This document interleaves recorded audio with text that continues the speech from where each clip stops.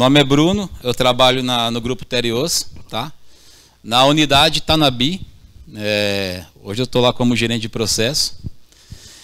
E assim, né, a gente sempre fica se metendo nessas emboscadas aqui, né? Vocês estão aí olhando aqui para frente, vocês têm uma visão. Aí na hora que eu olho para vocês, aí eu vejo aqui pessoas que eu sigo desde quando eu entrei no setor, né? Pessoas que eu estou aprendendo. Aí tem o Gilmar, tem o Pedrosa, tem o Javier, Clademir. Então assim, a gente sabe o tamanho do desafio, da pressão que é você estar aqui para falar de assuntos, né?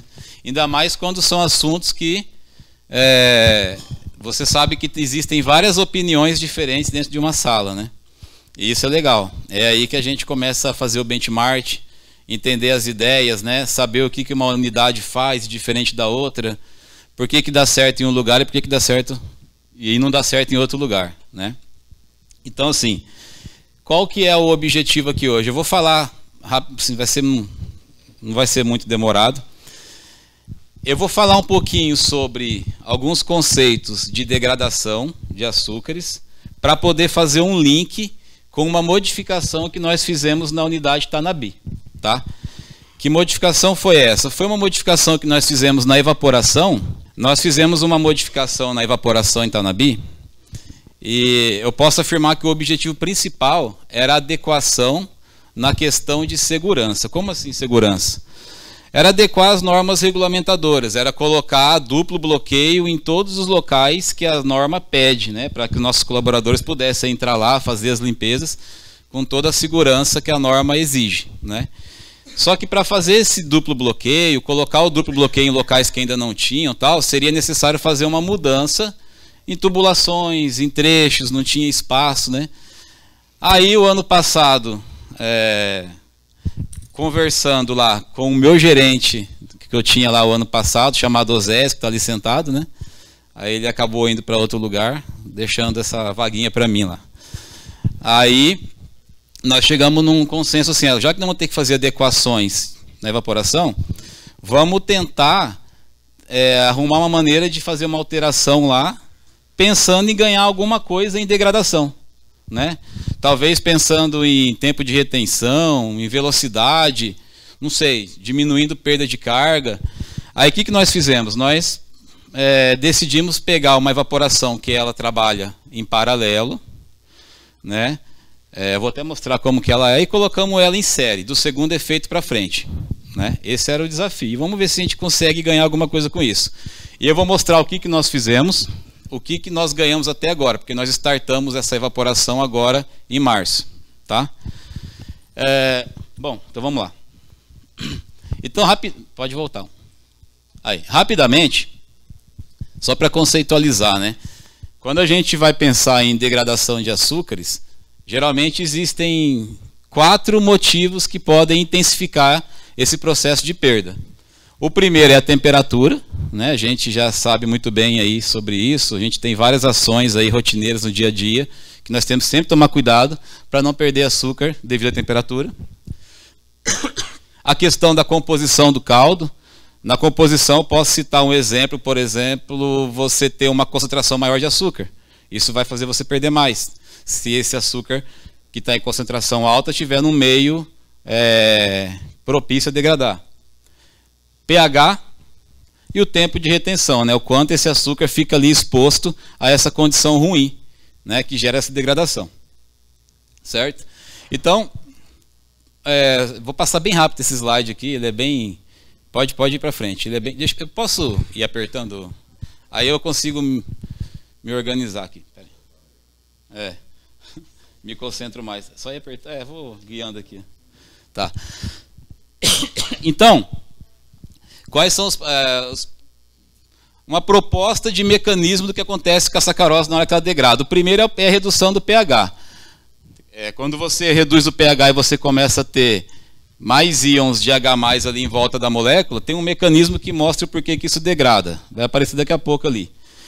E além do pH, o aumento da temperatura. Isso gera vibração excessiva na molécula, ela vai vibrando a um tanto, uma energia cinética, que ela chega a romper a ligação glicosídica, que é aquele oxigênio que fica aqui entre a glicose e a frutose. Falamos aqui da redução do pH, do aumento da temperatura. Temos também a composição, por exemplo, a concentração. Quanto mais sacarose tiver, em meio agressivo, mais eu vou degradar.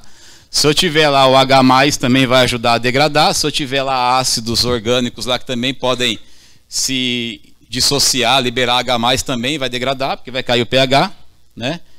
Além disso, temos o tempo de exposição, que é o que nós falamos agora no slide anterior. E tudo isso vai ocorrer o quê? Vai ocorrer a quebra da sacarose, né? Rompimento da ligação glicosídica devido à alta vibração, que é o primeiro de cima ali. Ou embaixo, que é uma hidrólise devido ao pH baixo, que é onde o H+ entra ali no oxigênio, rouba o par de elétron e destrói a ligação glicosídica. Né? Aí quando isso acontece, você pode gerar outros compostos, né? Porque muitas vezes a degradação não para na glicose, na frutose, ela pode continuar. É por isso que nós temos a formação... Ó, desculpa que eu vou começar a tossir aqui, que eu estou com uma tosse me acompanhando faz uns 3 meses já, tá? Então você tem a formação de fermentescíveis, compostos de alta coloração, não sei, caramelização, ácidos orgânicos, aminoácidos, que são produtos intermediários aí da reação de Maillard. Tem outros produtos intermediários da reação de Maillard que são incolores, o hidroximetilfurfural, melanoidinas e outros. Então existe uma série de produtos, né, compostos que são formados a partir de degradação. Então já começa por aí o desafio de você conseguir quantificar ou determinar o que está sendo formado na degradação. Não é fácil. Até hoje isso é objetivo de estudo. Existem vários trabalhos antigos, atuais, e você vê que é sempre algo que se aproxima, que a gente tenta estimar para entender o que está acontecendo, né? Bom, então existe uma grande dificuldade, como eu disse, de mensurar todos esses compostos aí formados em degradação. Porém, essas perdas existem, né? Isso acontece, isso está lá. A gente, de alguma forma, tem que fazer a lição de casa. Então, a gente sempre, né, nós sempre tentamos ali fazer o beabá, o feijão com arroz. Obviamente que a gente vai sempre cuidar. Eu estou focado em evaporação. Eu poderia falar aqui de tratamento, recirculação de caldo, aquecimento, velocidade de caldo no aquecedor, que também degrada, mas estou falando de evaporação. A gente está sempre de olho na temperatura de escape, níveis de evaporadores, vazão da caixa de evaporação, temperatura do último efeito, se está alto ou não está. Isso aí é obrigação de qualquer unidade, né? Além disso, sempre estamos fazendo algumas análises que podem ser quantitativas ou qualitativas, né? Então, por exemplo, você vai ver a queda de pureza entre o clarificado e o xarope. É uma análise que eu não sei se seria quantitativa, seria mais qualitativa, né? Queda de pH... A gente também costuma fazer lá, várias usinas trabalham dessa forma, a gente costuma fazer a análise de sacarose entre todos os efeitos, a gente faz isso via cromatografia, né? A gente tem uma rotina para isso. Aí o que a gente costuma fazer? Vou até abordar isso daqui a pouco melhor. A gente pega o resultado da sacarose na saída do primeiro efeito, segundo, terceiro, quarto, divide pelo Brix para ter uma relação. A gente entende que um Brix é um marcador analítico, só que ele também não é um marcador perfeito, porque a gente sabe que parte desses sólidos solúveis pode se transformar em ácidos, não vão ser mais Brix, não vão ser mais sólidos. Outra parte pode se aderir à parede do tubo como incrustação, então esse Brix não vai ser igual do início ao fim. Quando você está pensando bem criterioso, né? Pensando em valores pequenos. Aí você pode usar então cloreto. Porque o cloreto, ele vai do início ao fim na evaporação, tem cloreto no caldo, você pode usar o cloreto como marcador. Mas é uma análise difícil de fazer, não é toda usina que faz, titulação de cloreto de prata. Então a gente acaba usando o Brix, que é um norte legal já, né? pH de condensado, né, para saber se está gerando algum ácido na evaporação, e ele está se volatilizando, indo para o vegetal, aí você vai pegar ele no condensado, ou a acidez do condensado. Então a gente tenta sempre achar maneiras de entender em que lugar que está sendo ocorrendo degradação. Mas a gente vê que não é fácil você quantificar, né? Você tem que respeitar o tempo de retenção de cada caixa. O caldo que você coleta na entrada do primeiro efeito, como que você garante que vai coletar ele na saída? Então você tem que ter uma repetibilidade alta, respeitar um tempo, né, para tentar ficar o mais próximo possível. E na maioria das unidades produtoras, das usinas, essas perdas acabam entrando no grupo das indeterminadas, né? O que você acaba perdendo na evaporação, ela acaba sendo perda indeterminada. Aí você, dependendo do jeito que você quantifica. E isso dificulta um pouco você atacar na causa raiz. Por isso que é interessante você sempre fazer o feijão com arroz bem feito, igual eu falei ali, aquelas análises que te ajudam a ter um norte, né? Só que lá na Tereos, várias usinas adotam essa análise também. Nós temos uma outra análise, que ela é muito polêmica, mas ela serve como um norte, como um parâmetro, né? Ela sendo perfeita ou não, é algo a mais para você correr atrás, para você atacar, que é os infermentecíveis. De forma bem resumida, o infermentecível é o quê? Eu estou conceitualizando para poder mostrar depois do projeto lá que nós fizemos, para a gente fechar. Tá? Os infermentecíveis são qualquer molécula orgânica que tenha a capacidade de reduzir o cobre na análise do Redutec, que não seja açúcar, que não seja glicose, frutose, sacarose. Né? Ou seja, existem degradações da sacarose que ela pode se transformar também em infermentecíveis. Eu até vou mostrar um exemplo aqui de uma molécula que ela se transforma. E essa molécula, para reduzir o cobre, tem que ser o quê? Tem que ter uma função orgânica aldeído ou uma função orgânica cetona, que são as funções que a glicose e a frutose têm. Né? Então, muitas vezes você vai fazer uma análise de açúcares redutores, se tiver infermentecível lá e você está fazendo através do Redutec, não usa cromatografia, esses infermentecíveis, por exemplo, eles podem alterar a eficiência da sua fermentação, porque ele vai entender que aquilo é açúcar, mas pode não ser. Podem ser compostos que estão vindo da evaporação da fábrica pelo mel e está indo lá para a dorna. Por isso que é legal ter a cromatografia. Então, como que a gente faz essa análise? Nós pegamos o mel final, por exemplo, preparo ele, faço a diluição dele, coloco levedura lá, fermento, deixo por 12 horas fermentando numa estufa. Então a gente entende que durante essas 12 horas a levedura vai zerar a sacarose e a glicose. Ah, mas zera? Zera. Eu já fiz a cromatografia disso depois, lá na Tanabi. Zera. Se tiver boas condições, a análise zera. Aí você vê que a glicose e a frutose zerou na cromatografia, daí você vai lá e titula pelo Redutec e você acha açúcar redutor. Por quê? Porque alguma coisa lá reduziu o cobre. Só que não é açúcar. Então, esses são os infermentecíveis. Né? E você sabe que isso é gerado, pode ser gerado através da decomposição de açúcares, produtos intermediários. Uma proposta de reação aqui, que eu não vou entrar em detalhe, aqui tem as 3 etapas da reação aí de Maillard, né, uma das propostas de mecanismo da reação de Maillard. Então, se você pegar esse composto intermediário aqui, ó, esse daqui, se você olhar bem aqui, ó, eu tenho uma função cetona. Então, essa molécula aqui, ela reduz o cobre na hora que você vai titular. Então, se essa molécula estiver lá, ela não é capaz de fermentar, não vai gerar etanol para você, só que ela reduz o cobre. Então ela pode te enganar. Isso é um infermentecível, é um exemplo. Tá?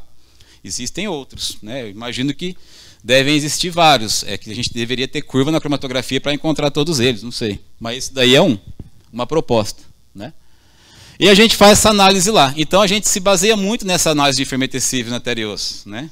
A gente percebe que quando a gente tem ações para reduzir o infermentecível no mel final, a gente percebe que a gente ganha na eficiência, a gente vê isso em produto. Tá? Então é um norte, é um parâmetro que ajuda bem.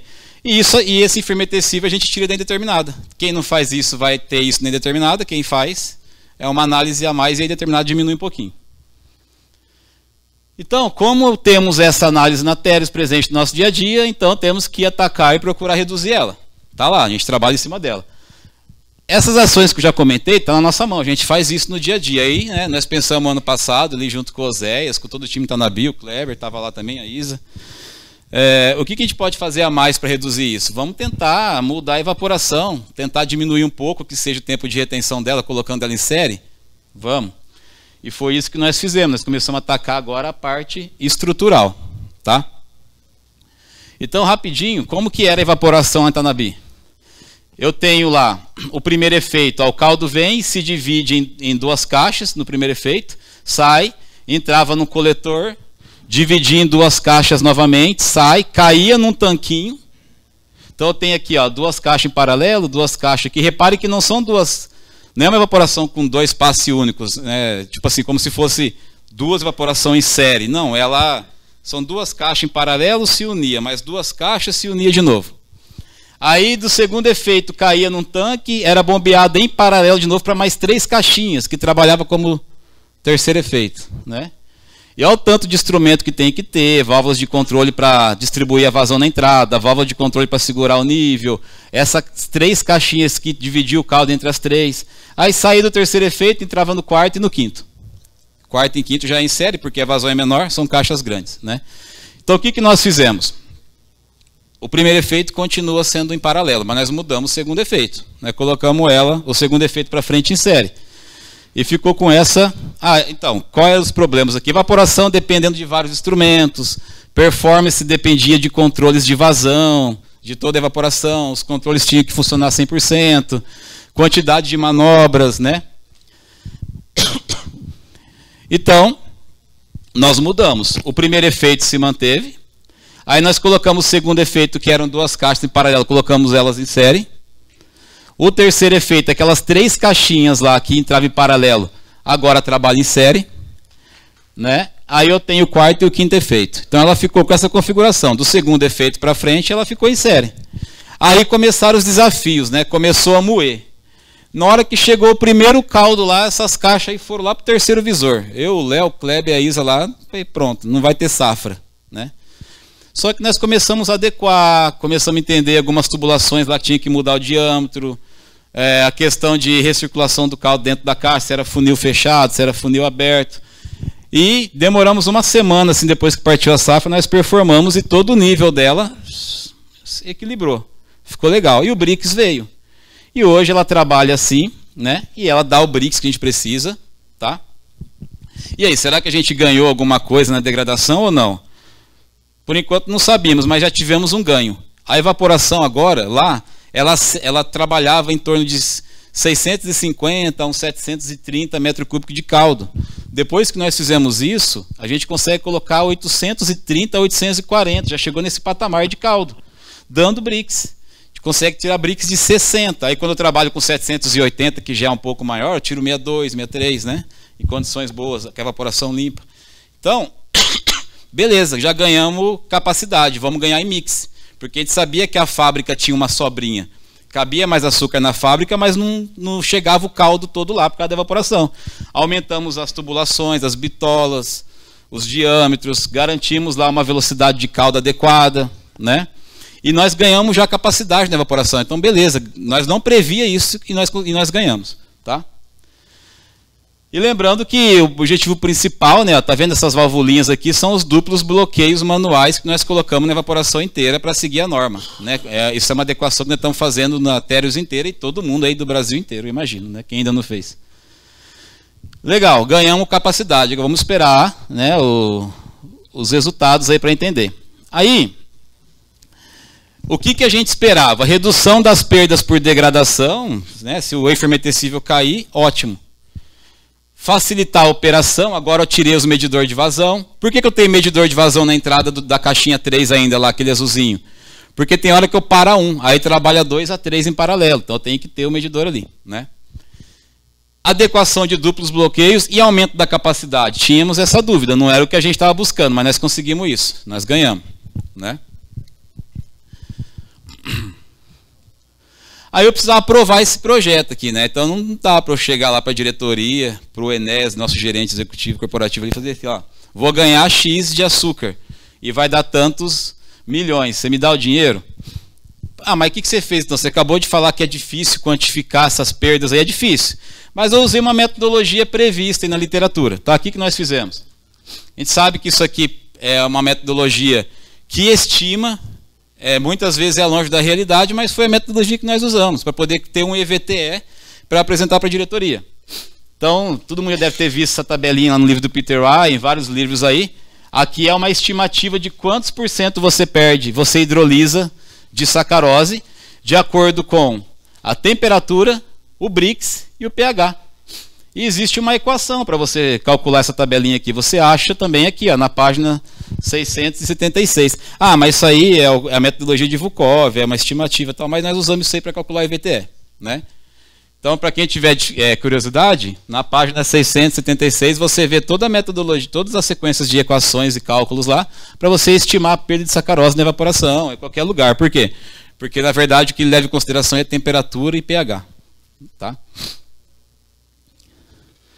E fizemos alguns cálculos lá, né, e fizemos essa tabela aí, onde a gente calculou o tempo de retenção das caixas que iriam ficar após colocar em série. Vimos quantos por cento ia perder de sacarose, de acordo com a vazão de calda, brix e pureza, para saber a sacarose que estava entrando e tudo mais.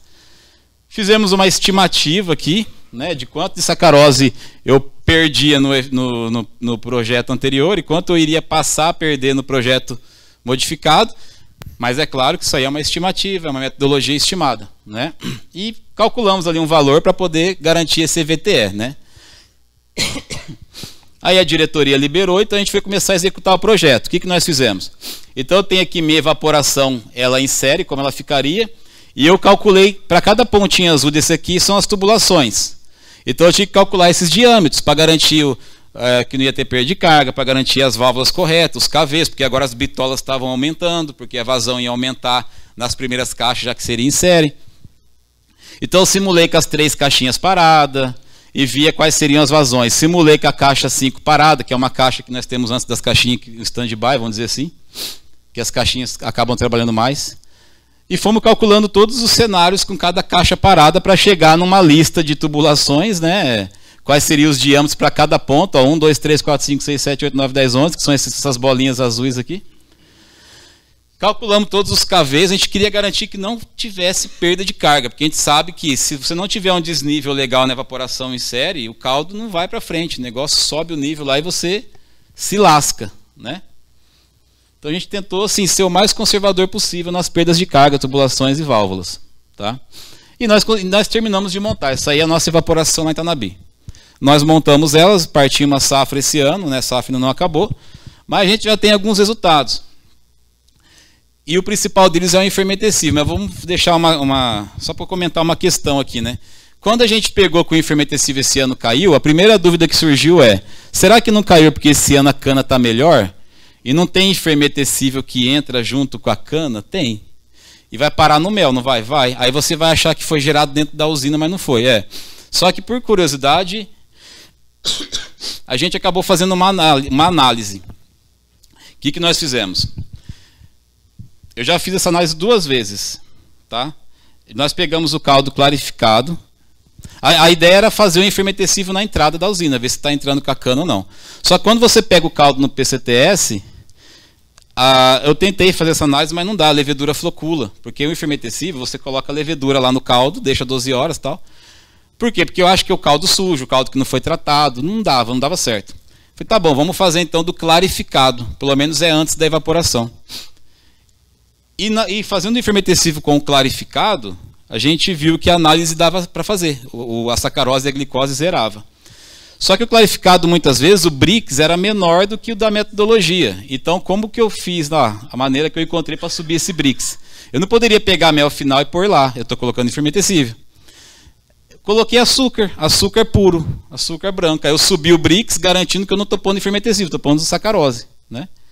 Aí o brix se adequou na metodologia e conseguimos fazer o enfermetecível na entrada da evaporação. Dava praticamente zero. Mas não gera enfermetecível no decantador, no aquecedor lá, deu praticamente zero. Pode ser que foi naquele momento? Pode, mas deu praticamente zero. Então a gente entendeu que os enfermetecíveis, a maioria era gerado na evaporação ou na fábrica. Não sei, porque eu faço do mel final, pretendo fazer do xarope. Aí, alguns resultados que nós alcançamos até agora. Esse boletim aqui é um print de ontem. Né? Quem quer saber o boletim da Itanabi fechado ontem, é esse daí. Tá? Então nós temos aqui todas as perdas determinadas que a gente calcula. Né? Então aqui eu tenho o dia de safra anterior, semanal, mensal, acumulado e acumulado de safra anterior. E esse aqui é o SRI, que é o enfermetecível, que a gente chama de perdido no mel final, que é essa análise que eu falei. Tá? O que nós estamos conseguindo até agora? A gente está com um enfermetecível lá que nunca nós conseguimos alcançar esse número em Itanabi. De 0,53 contra, por exemplo, 0,78 do ano passado. E esse número vem caindo. Ele estava em 0,56, 55, e vem caindo. Né? Vem caindo cada vez mais. E a gente percebe que quanto mais eu consigo moer e aumentar a vazão e aumentar a velocidade do caldo na evaporação, menor ele é. Tá? E outra coisa que a gente conseguiu entender lá também é que, vou até voltar aqui, Estamos finalizando já. Eu coloquei o segundo efeito em série e coloquei o terceiro efeito em série. O que mais dá resultado é esse terceiro efeito aqui. Eu sei que a temperatura do terceiro efeito é menor, deveria degradar mais atrás. Só que eu acho que é por ser 3 caixinhas e trabalhava em paralelo, quando eu coloco essas 3 caixinhas em paralelo, que eu ainda deixei a manobra lá, o meu fermentescível sobe. Quando eu coloco ela em série, cai. Tá? O segundo efeito também ajuda, né, óbvio, mas a gente vê que tem uma grande diferença no terceiro. Então nós conseguimos reduzir esse fermentescível. Algumas análises lá mostraram que não é devido à cana, porque está entrando zerado, isso aí é formado lá dentro. Preciso fazer mais durante o ano. A gente startou agora, a safra não acabou ainda, né? Uma análise que a gente gosta muito de fazer lá, né, que também é bem qualitativa, por mais que você analisa, é o que eu comentei. O que a gente faz? A gente coleta o caldo na saída de cada evaporador e faz por cromatografia. O glicerol veio aqui porque está na coluna lá, mas a gente não está usando para nada aqui, tá? A gente faz sacarose, glicose e frutose. Tá? E eu tento ver como que está o comportamento dela em cada efeito. E lembra que eu falei lá atrás que eu pego essa glicose, essa frutose, e eu divido por um marcador, que pode ser o Brix, que seria um bom marcador, ou poderia ser o cloreto, que seria um excelente marcador? É o que a gente faz. Então eu tenho aqui, por exemplo, a minha sacarose barra Brix. Se a minha sacarose ir diminuindo ao decorrer da evaporação, esse número tem que mudar. Só que tem aqui no primeiro efeito teve esse pico aqui para baixo, né? Deve ser algo pontual, mas repare que ele meio que se mantém. E tem uma outra prova legal, né, que a gente faz, que inclusive o Molon foi lá essa semana, né, um consultor aí, ele fez isso aí com a gente lá, foi legal, foi ontem de ontem que ele fez isso. Até achei interessante, o que a gente faz? A gente pega o Brix na entrada, o clarificado, divide pelo Brix da saída do primeiro efeito. Então ele concentrou 1,65 vezes. Aí eu pego esse 1,65 e multiplico pela glicose do clarificado, para ver se, por exemplo, a 1,65, que é a proporção que o Brix concentrou. Se eu multiplicar por essa glicose do clarificado 0,15, tem que dar próximo desse 0,25 aqui, ó, para saber que a glicose está concentrando na mesma proporção, que não está invertendo, degradando. Então você pega aqui, ó, a glicose concentrou, por exemplo, de 0,16 para 0,25, e o estimado aqui, ó, era que desse 0,26, deu 0,25, está próximo, né? Isso aqui é uma análise que a gente faz lá semanalmente, usando cromatografia. Então, além do SRI lá que está abaixo, isso aqui também é um resultado que a gente tem lá no dia a dia, mostrando que meio que se mantém, né? É óbvio que é difícil fazer isso. É o que eu falei, garantir que o caldo da entrada é o que você está pegando na saída é impossível. Então, repete o máximo de vezes que você vai ter algum norte para você trabalhar. E temos resultados não esperados. A gente esperava degradar menos? Esperava. Mas vamos tentar. E parece que deu certo. Também esperava garantir a segurança, colocando duplo bloqueio para o pessoal trabalhar com segurança. E resultados que a gente não esperava. O primeiro eu já falei, aumentou a vazão de caldo para a fermentação. Então aumenta a capacidade de evaporação e mantendo o Brix, tá? Conseguimos isso. Então assim, caldo para fermentação lá hoje é muito mínimo, é quase zero. A gente consegue colocar quase tudo na fábrica num ano em que todo mundo está conseguindo moer mais, aí, igual o Josias falou. Então a gente tem mais cana, mais caldo e está conseguindo colocar tudo isso na fábrica. Com isso a gente está aumentando a produção de açúcar, ganho de mix, né? E tem até uma coisa interessante, até coloquei um ponto de interrogação em vermelho. Teve uma redução de mel na fábrica drástica. A gente não tem quase mais problema de mandar mel para fermentação. Ah, mas é por causa da cana, não é por causa do projeto. Se a cana está boa, beleza. Coloquei um ponto de interrogação lá, mas aconteceu. Tá? E, para fechar, né, até parabenizar o pessoal da Terios que está aí, né, esses são os recordes que nós batemos esse ano de açúcar lá, sempre fazendo acima de 1.800, que eram números que não se comentavam em Tanabi. Né, até então o recorde lá era 1.710, o ano passado. E a gente conseguiu agora entrar na casa do 1.800 virando rotina. Então, se o SRI não tivesse abaixado, a gente já ganhou aí mexendo na evaporação. E ganhamos no aspecto de segurança também. Tá? E é isso que eu tinha para mostrar para vocês aqui hoje. Muito obrigado.